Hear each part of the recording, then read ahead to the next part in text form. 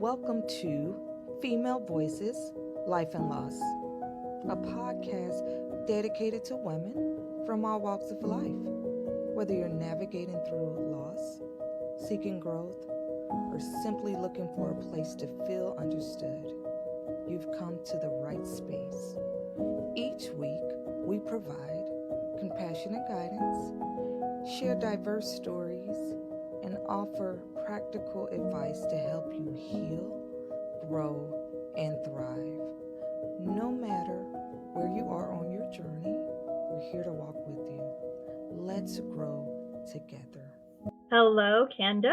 Welcome to the podcast. Or should I say, welcome back to the podcast? Sounds great.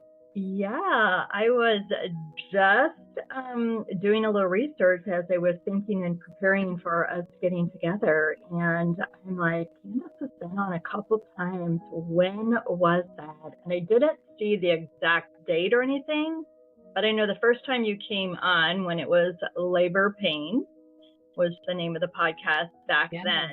It was episode 76.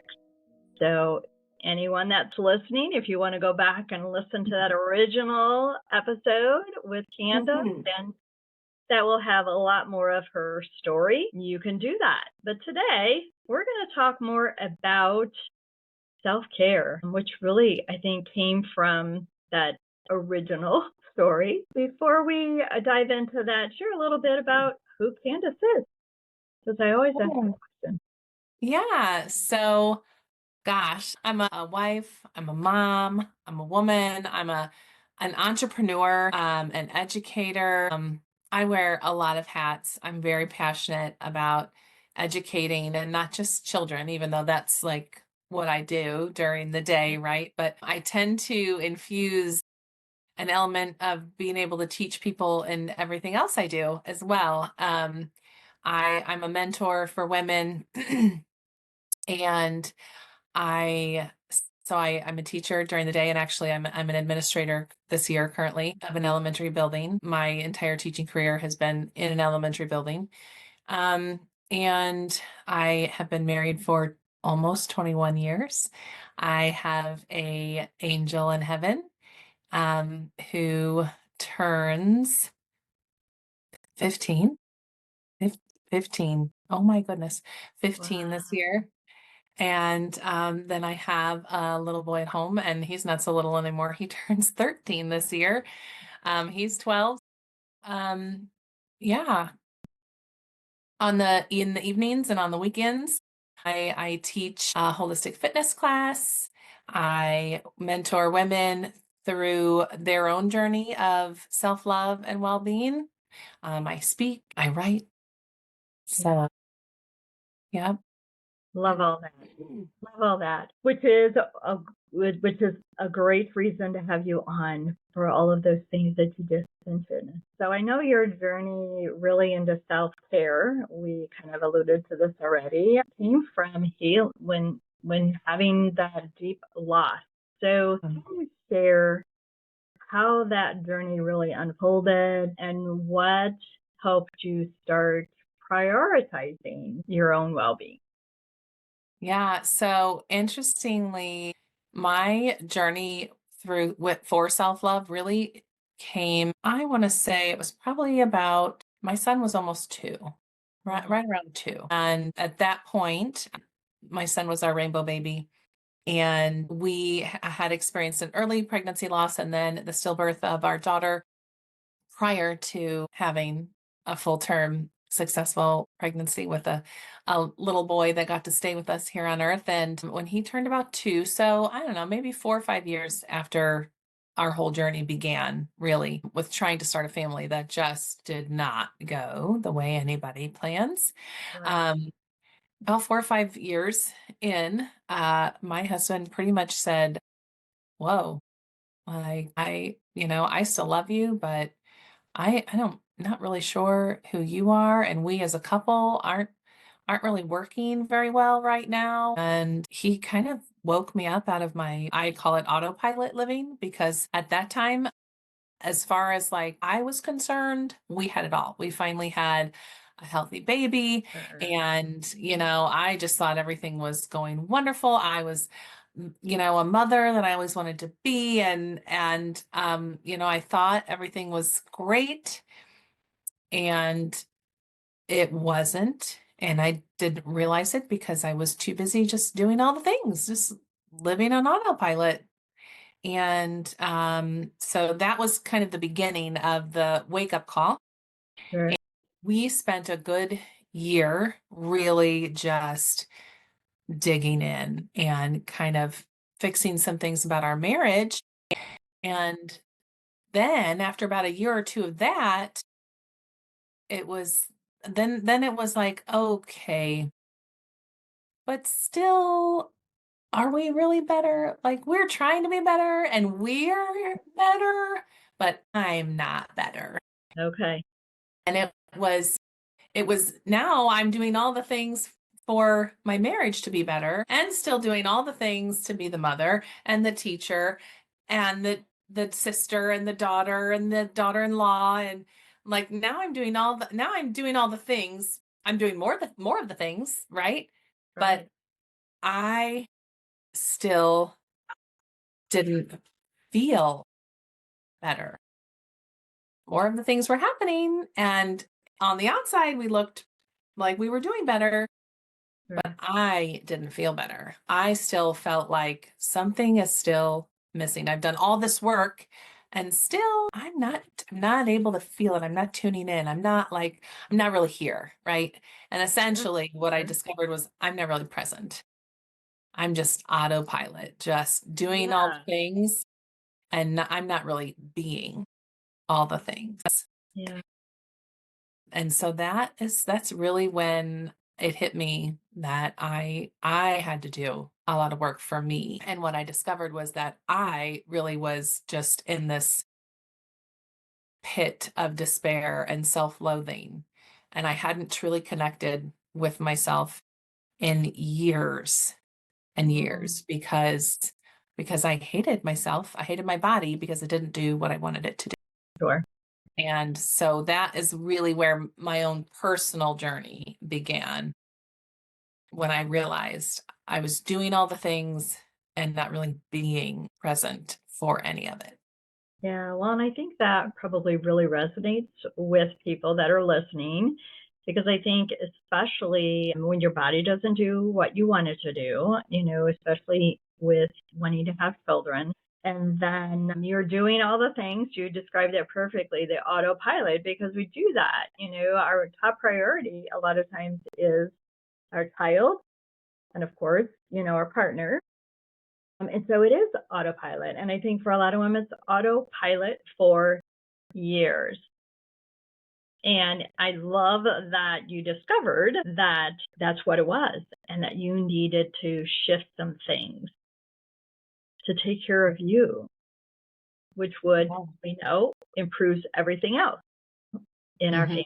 So, What I discovered was that I was completely disconnected. yeah, So even though I was doing all the things, I wasn't really present and being present in any of it. So I realized that I didn't have a lot of memories. I couldn't not just remembering things, but like I mhm, didn't have memories. People would say, "Oh yeah, don't you remember when blah blah blah?" Just like last year, and I felt like, "No, no, I don't remember," And I thought, gosh, my kid's only going to be this age for this long. And how much have I missed? Because I was too busy trying to multitask instead of just being there, yeah, And it's the same with my husband. Like, how many years have I lost? How many memories have I lost with my husband because I was too busy trying to do XYZ while also having a conversation or being in the car with him, or, like, there's just, I was so driven by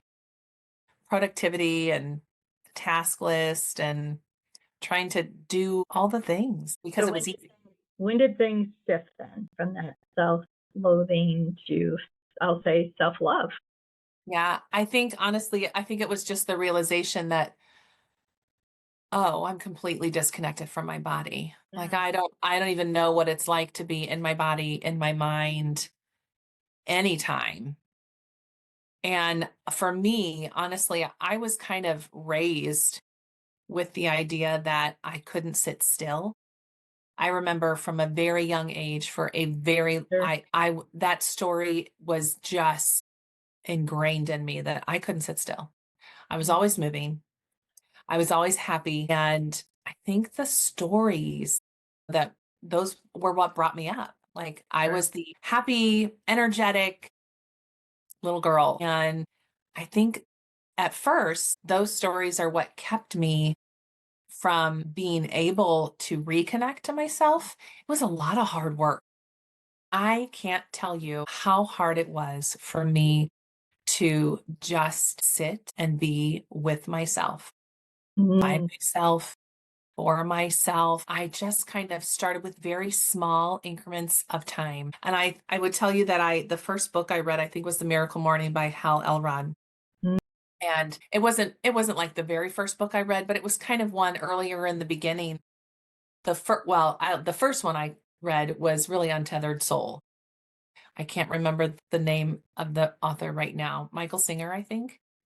And I read that book, and all I could think was, I need that. I want that. I need to be connected. And then I went on this personal development journey, and it took me a while, but the Miracle Morning taught me to start in small increments. And it gave me, I don't know if you're familiar with that book, but it gave me like other things to do besides just meditation. And then I started doing some of the other things, and those were a little easier for me. And it made me feel like I was building this habit, right? And then I started attempting meditation and mindfulness, which is really, I know, where I kind of needed to go and what I really needed to work on.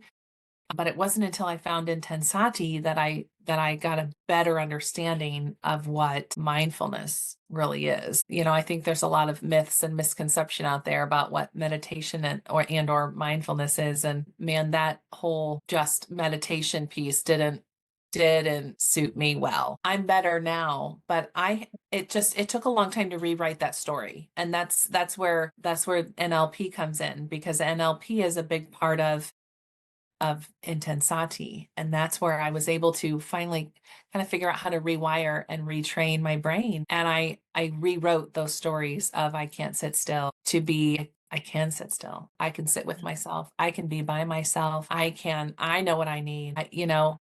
mhm. I can tune in. I can listen to my inner voice. Though that rewriting of that is really where the magic happened. I love that. And you know that I've been trained as well in NLP, and I love everything that goes along with that, the mindfulness, the rewriting the stories, because many of those stories, someone may have said it to us one time, but it's ingrained, it's in our subconscious mind, and we just continue to replay that because it's there. And so Mhm. one of the things that we will say, I'm trying to think exactly what it is, but it's like up until in the past, up until recently, I couldn't sit still. So it's Mhm. like keeping it back there and not putting it into the future, which is Yeah. super important um, to with all things. I've done a lot of work. There were a lot of a lot of stories that I told myself, especially with 12 siblings, that I Mhm. believe for a very, very long time. And that's a total shift now. I'm so grateful that of all the experiences with 12 siblings, if you can only. I can only imagine. I only Yeah. had three siblings. So how did you then indicated that you found IntenSati. So with the listeners, they probably have not a clue what that is, because Oh, I know when we first talked, I didn't know what that was. And you had to explain to me what that is. And I've now been at events where you've led that, and I love it. But explain to the listeners what that is. sure. IntenSati is a holistic, I call it a holistic fitness practice. It kind of has a few different names, but really it is a fitness practice that encompasses what I like to say is a little bit for everyone. So there's some mindfulness, there's stretching, there is cardio. It's done to kind of some slower, more yoga, spiritual type music. And then there's also some high upbeat cardio music, and there's affirmations. And the idea, it's kind of the developer of the program, her name was Patricia Moreno. She has passed, but she developed it to find a way to train herself really to quit working out as a punishment. Mm. She loved moving her body and wanted to move her body from a state of love, because otherwise she was always, even though she loved moving her body and dance and aerobics and all the things, the feeling of it all was always as a punishment, as a, out of disgust or self-hate or consequence for what she ate, or, all the things, right? Like diet, exercise culture. And she wanted us to be able to move our body from a state of love and out of love for our bodies and all the things they can do, and not move our body focusing on the things we can't do, or or the reason we're doing it is because of we ate something, or we need to lose weight, or we don't like the way something is, more out of love and from a state of love because we love our bodies. And I would say, I think what really clicked for me was the idea that I could use these affirmations to rewrite the stories, Sure. basically, right? Because what happens, and there's a lot of exercise science behind this, but when we're moving our body and the blood is pumping, right? What happens is the blood is pumping and the neurons in our brain are working better, faster, stronger. And then when we add in the language, then we're like we're firing and connecting new wires, new neurons in our brains, and they're strengthening as we're doing it because of the extra blood flow. So there's a lot of science behind it. I've read several books. That there's one lady, I think she's a neuroscientist. Her name's not going to come to me, but she basically wrote a whole book on the science behind moving and using, like affirmations and language to, and what the exercise does to your brain, not just over the long, like those longer studies that show how good it is for your brain just in general and health, but like the specific study of what it does in the moment then, and how your brain works so much better in the moment. So, and I'm probably butchering that. If she saw this, she'd probably be like, no, that's not right. But it's something along those lines. Okay. And anyway, so that is the practice I teach. And it is like the alignment of your body and your heart and your mind all together. And it's so empowering and so uplifting, and it truly can change your life. Mm-hmm.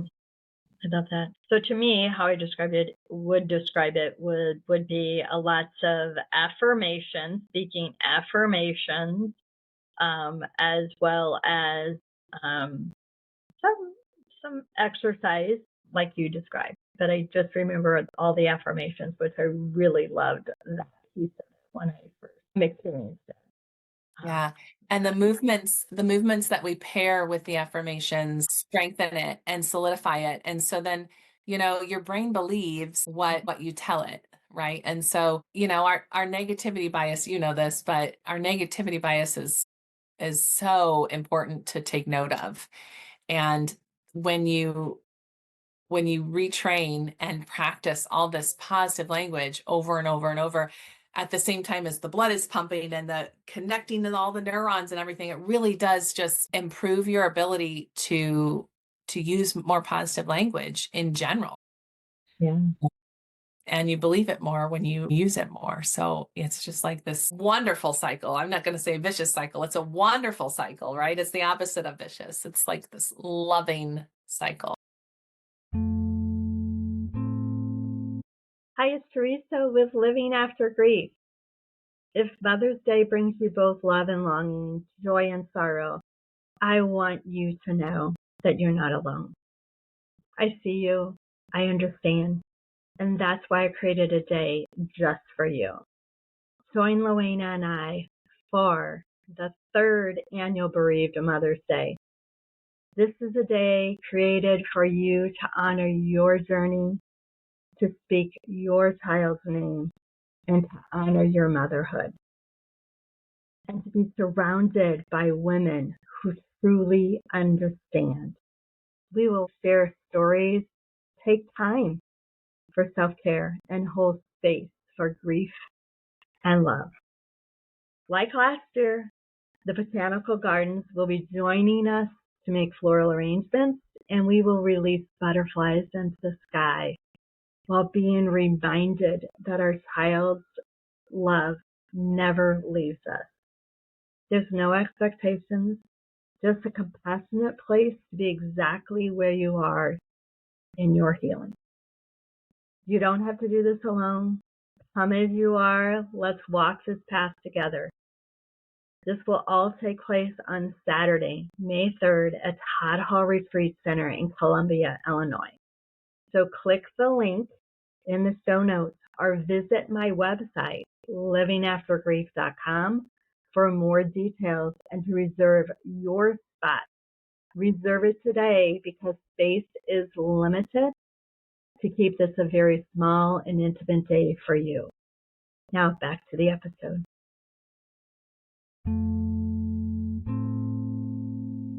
Yeah. Well, you had said earlier, and I wanted to elaborate more on this. You started like from things that you did, you read in the Miracle Morning. And I want to just reiterate that a lot of times I think women, they don't consider, or they don't allow, I'll say they won't allow themselves self-care or self-love. They feel like it's not a priority. They feel guilty sometimes with that. So two-part question is, how do you, because you teach this and you encourage people and you probably post and you do all the things for this, what do you say to women that don't feel like self-care, self-love is a priority? How do you, I also do this, but how do you in particular talk to the women, share with the women to get something started and a little at a time? Yeah. I think my conversations with women usually, I guess the thing I do first is really start with them and I kind of do an inventory about the story that they're telling about themselves currently. And we kind of do a check-in and I just guide them through some questions and find out what are the stories that are running in their head currently about themselves. And often it comes down to, maybe feeling like they don't eat the things they know they want to be or should be eating. They don't get the sleep they want to be getting. They don't, they engage with people in the way they want to be engaging. Lots of like low patience or yelling. I've worked with some women that, tend to yell at they lose their patience and yell at their kids, or, they don't get out with friends, or they don't, they just, in general, the conversation boils down to they're so busy, they don't have time for anything that they really want to be doing. Right. And then I give them time and, I can never really get anywhere with anybody in just one or two visits because it takes some time. It takes some practice time, but I start guiding them through some mindfulness practices pretty quickly. Mm-hmm. And because a lot of times, usually what happens is they see all of that. They kind of like realize it's like all at once. Nothing is really what I want it to be. And then they realize they are using kind of an excuse of, oh, my kid's this, my kid's that. And if it's not kids, it's work. And if it's not work, it's, caretaking for parents, or, like there's always something, right? If somebody is not truly taking care of themselves, they're always going to have an excuse for why they're not, right? Sure. And so I kind of help them to kind of discover that on their own, with my questions. And then I start practicing, and pretty quickly, the next thing we do is, what do you want? What is like, and what's the future? What's the picture that you want? What's the life you want to be living?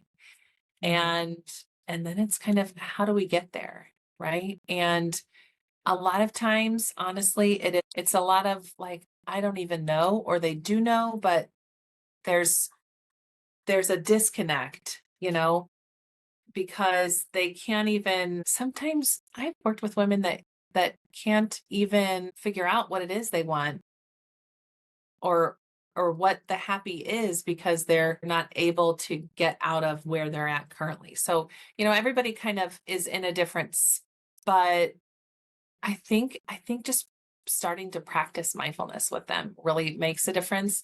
I take women through like releasing emotions and releasing the things that aren't serving us, through the stories. Okay, well, what story is that story serving you? Do you like that story? Is that story really telling what you want? And if it's not, okay, let's release it and write a new one, right? So there's a process, but gosh, I forget your original question. I'm so sorry. I know where I'm going on how to get started, but it was just that, how do you tell them? How do I get them to work with women that feel like, they don't have the time, that they feel guilty Yeah. for those things? And I think you definitely hit on that for sure. I think it's a matter of just allowing them to recognize that things aren't the way they want them to be. And often, so often, their stories really come down to that they're keeping themselves from what they really want, or they can't even figure out what it is they really want, because ultimately they don't think they're worthy. Of course. Right? They don't think they deserve it. They think everybody else is more important than them. They don't love themselves enough to want anything for themselves. They're just so involved.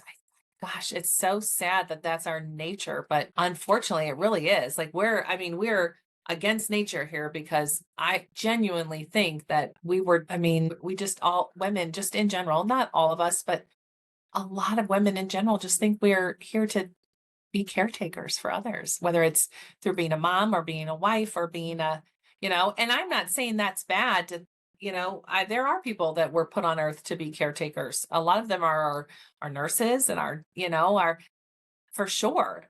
And if that's what you want to do, great. But you're no good to anybody if you're not taking care of yourself. Right. Right. And if you're not loving yourself. Yeah. And I think that we're not necessarily going to change what women feel. If they feel they're a caregiver, and we're by nature, we are very caring. It's just putting with that caring for ourselves along with caring for others. And that's kind of the tricky part is, yes, it's okay to care for others. You just care for yourself. Like, we all heard, put your oxygen mask on first so that you can better care for other people. And we have to experience it. Right. I know so many women that I've worked with, even just in 5-10 minutes through practice, and the difference they feel in themselves, whether it's less stress, or they feel more relaxed, or they finally feel like they can go to bed, or I feel more connected. I took that time to write that. It's, they have to experience it. And when you can get them experiencing it in little bits, and then I usually guide them, okay, now what are you going to do on your own? Right? Like, it's great for me to help you see the difference and to feel a difference. And maybe you noticed, it's a lot of reflection. You noticed after our last session that you had a little more patience with your son, or you noticed after our last session that you slept better, or, whatever those things are, right? Okay, now what can you do on your own? I will say 8 out of 10 times, it comes down to guiding women to pick a practice of their own to do for 5 minutes in the morning or 5 minutes in the evening. And that's where the miracle morning came in for me, because it's kind of a long routine and it's several different things, but he does a really good job of saying, you can make it your own, right? And so when I was really trying to make my own miracle morning, it was like, okay, can I do just 2 minutes of these things? And I've morphed it into being what really works for me now. And it's really, and I know what's like my minimum. And if I don't get my minimum, then I'm not my best self. And I know that now. Yeah. I Um, think that's pretty common with women. I have several women that, don't disrupt their morning routine. And I love that women are getting those morning routines and making that a priority. I just know all women are not doing that for sure. And the other thing is, because of the podcast with grief and loss, it's needed even more, the self-care and the self-love. yeah. And relating it back to loss, for me, it started as what healed me, and not that I'm completely healed, but the biggest hole really is healed from that journey, right? And being able to love myself no matter what my body could or couldn't do in that time, right? But what I have learned along the way since then as well is that we're experiencing loss on a regular basis of all kinds, Yep. right? Whether it's just a couple of years after I was feeling better and doing well, I had kind of a health medical thing with myself, and found myself kind of in this hole of self-hate, because again, in totally different ways, my body was, I just thought, honestly, dying. Yeah. Super scary, but again, I had to kind of pull myself back up out of that. And then Yeah. there's the loss of, other of loved ones. My mother-in-law passed. There was a loss of a friend that moved away, and there was a loss of um gosh, that job that my husband had, and now we have this life, and yet, like, Yeah.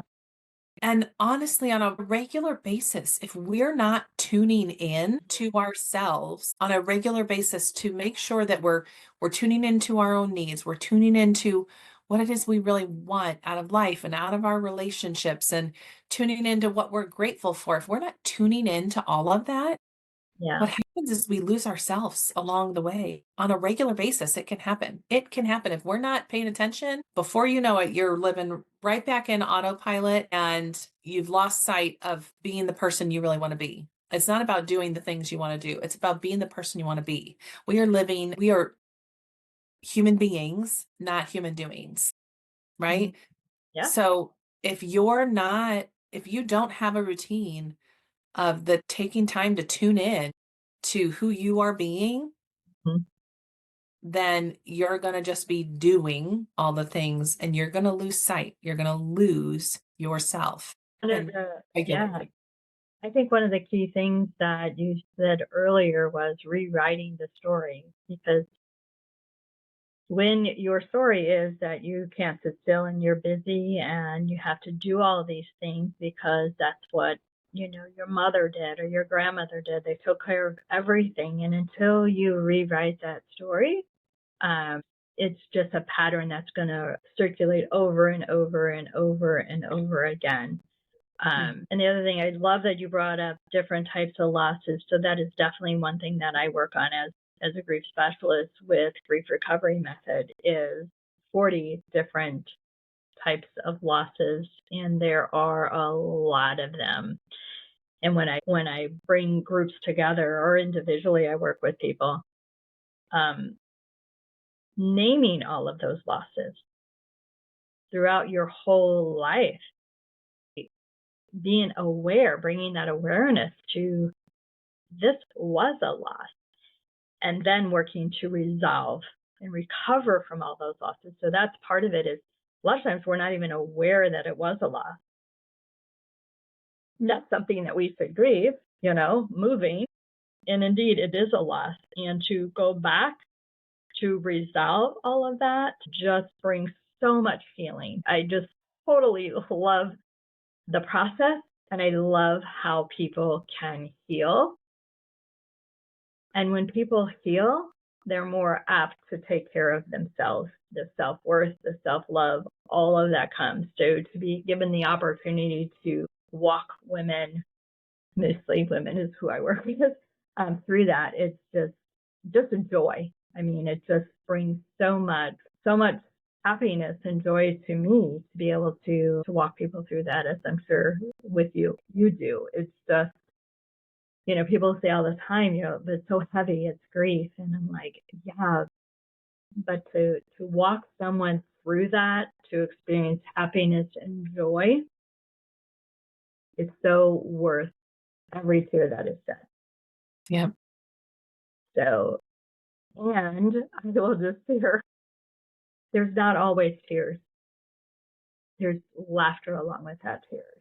And so that's what I love too, is people like, oh, that's so heavy. You're probably always crying when you're talking to clients. And it's like, no, we're laughing. I mean, which people don't understand, but no, there's joy and happiness there. Because that's part of what I do. Yeah. Yeah, it is. It's amazing. It's amazing to realize, and that it was so important in my journey of grief, to realize that, it's okay to sort of like put the grief down for a moment and experience some joy, and then, yeah, when the joy is gone, yeah, we're going to pick up the grief again because we're not done with it yet. Right. And then instead of being the most predominant thing or the thing we have to set down, then eventually it becomes we're carrying the joy around, and we've set the joy down to pick up the grief again because it hit us. Like, it's that give and take that we realize is there. I think it's so hard in the beginning. I think we think that we can't experience anything other than the grief and the heavy sadness of the grief.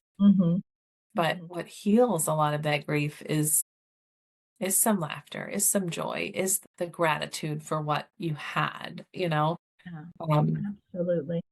So as we kind of wind up, I think you've given some amazing tips, information. For women that are listening right now, that feel completely kind of depleted, disconnected, because you've talked about being present from herself, what is one small step? You've said some already, but let's just wrap it up in a bow here. What's one small step she can take today to begin to reclaim her well-being? One small step. Small. We know it needs to be small. It can't be this. Oh gosh.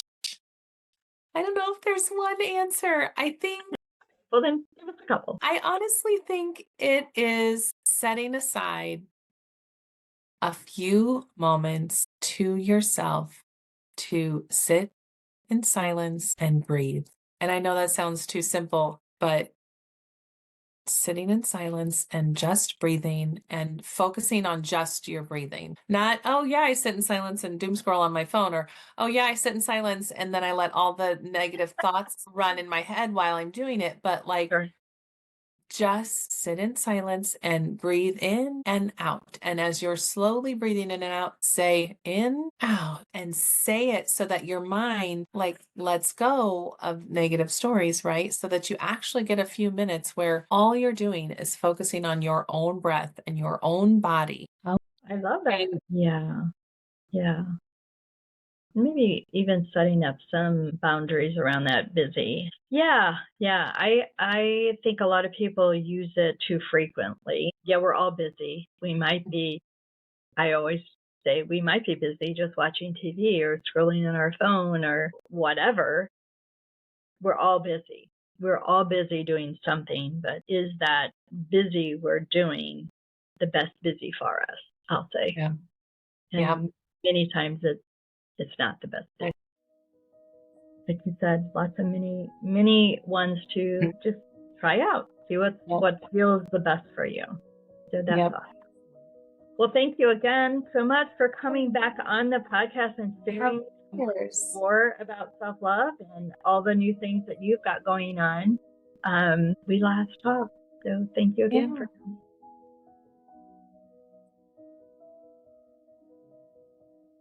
Thank you for joining us on this episode of Female Voices Life and Loss. We hope today's conversation brought you comfort, insight, and a sense of community. Remember, you're not alone in this journey. Be sure to subscribe so you don't miss any future episodes. And if you found this episode helpful, please share it with others who might need it. Stay connected, stay resilient, and until next time, keep growing and healing.